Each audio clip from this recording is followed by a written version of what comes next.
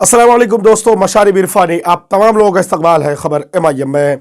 दोस्तों, बिहार के उपचुनाव दो जगह हो रहे हैं, लेकिन गोपालगंज का चर्चा और मोकामा का चर्चा, या यूं कहें कि दो जगह विधानसभा की दोनों की चर्चा अलग अलग तरीके से हो रहा है।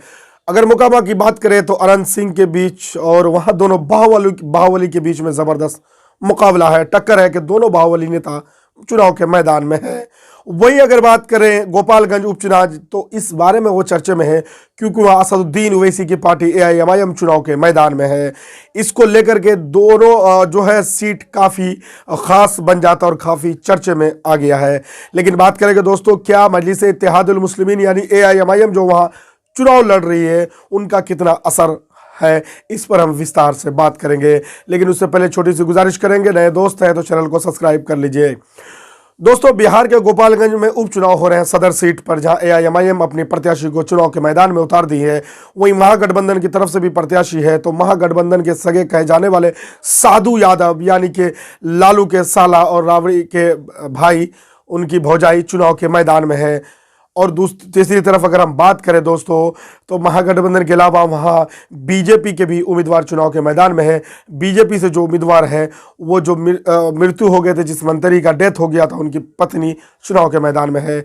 लेकिन AIMIM के चुनाव के मैदान में आती हुई सियासी गलियारों में चेमीगोइयाँ तेज़ हो गई है। कुछ लोग इल्ज़ामात से नवाज रहे हैं तो कुछ लोग इस कदम का स्वागत कर रहे हैं। कुछ लोगों का ये कहना है कि सही हुआ है क्योंकि AIMIM चुनाव के लिए पार्टी है, इनको चुनाव हर हाल में लड़ना चाहिए, हर जगह जहां इनकी संगठन मजबूत है। तो कुछ लोग ये कह रहे हैं कि AIMIM को चुनाव नहीं लड़ना था क्योंकि यहाँ महागठबंधन के लिए बड़ा चुनौती ये था कि ये सीट बीजेपी के हाथ में था, इसको छीनना जरूरी था।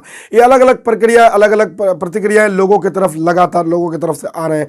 लेकिन बता दें आपको, रेशियो तो बताया जा रहा है कि 66 से 60 हज़ार के बीच में अल्पसंख्यक यानी मुस्लिम वोट वहाँ है, जिसकी फ़ायदा सीधे तौर पर मजलिस इत्तेहादुल मुस्लिमीन को हो सकता है अगर एक तरफा वोट पड़े औरंगाबाद की तरह से। जिस तरह महाराष्ट्र के औरंगाबाद में विधानसभा और सांसद में एक तरफा वोट इम्तियाज जलील साहब को डाले गए थे, अगर इसी तरीके से गोपालगंज में एक तरफा वोट हो जाता है, कुछ दलितों की वोट लेने में कामयाब हो जाते हैं, तो यकीनन मजलिस इत्तेहादुल मुस्लिमीन कुछ नई तारीख रकम कर सकती है।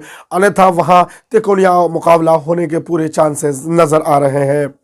दोस्तों, बता दें अब आपको कि मजलिस इत्तेहादुल मुस्लिमीन के स्टार प्रचारक की बात अगर करें तो असदुद्दीन ओवैसी साहब कल ही बिहार के प्रदेश अध्यक्ष जनाब अख्तरुल ईमान साहब का मुलाकात राष्ट्रीय अध्यक्ष जनाब असदुद्दीन ओवैसी साहब से हुई है। और ख़बर ये आ रही है कि असदुद्दीन ओवैसी साहब बहुत जल्द बिहार के चुनावी दौरे पर आ रहे हैं।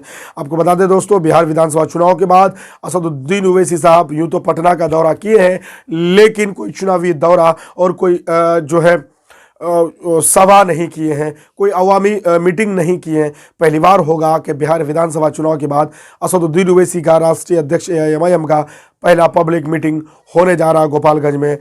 और बिहार के प्रदेश अध्यक्ष बिहार आने के बाद ही लगातार ये खबरें गर्दिश कर रही है। लेकिन सोचने और समझने वाली बात यहाँ ये हो जाती है, क्या अकबरुद्दीन ओवैसी साहब का जिस तरीके से नाम है, क्या अकबरुद्दीन ओवैसी साहब चुनाव प्रचार के लिए आएंगे? ये बड़ा सवाल खड़ा होता है, क्योंकि स्टार प्रचारक लिस्ट की बात अगर की जाए तो AIMIM की तरफ से स्टार प्रचारक की लिस्ट में उसको दर्शाया गया था, उसको दिखाया गया था अकबरुद्दीन ओवैसी साहब का नाम। फिलहाल ऐसी कोई खबरें पुख्ता नहीं मिल रहा है जिस पर मोहर लगाया जाए, लेकिन यह खबर पुख्ता है कि असदुद्दीन ओवैसी साहब चुनाव प्रचार के लिए बहुत ही जल्द आ रहे हैं बिहार के गोपालगंज उपचुनाव के लिए। कैसी लगी जानकारी कमेंट बॉक्स में जाइए, कमेंट करके ज़रूर बताइए।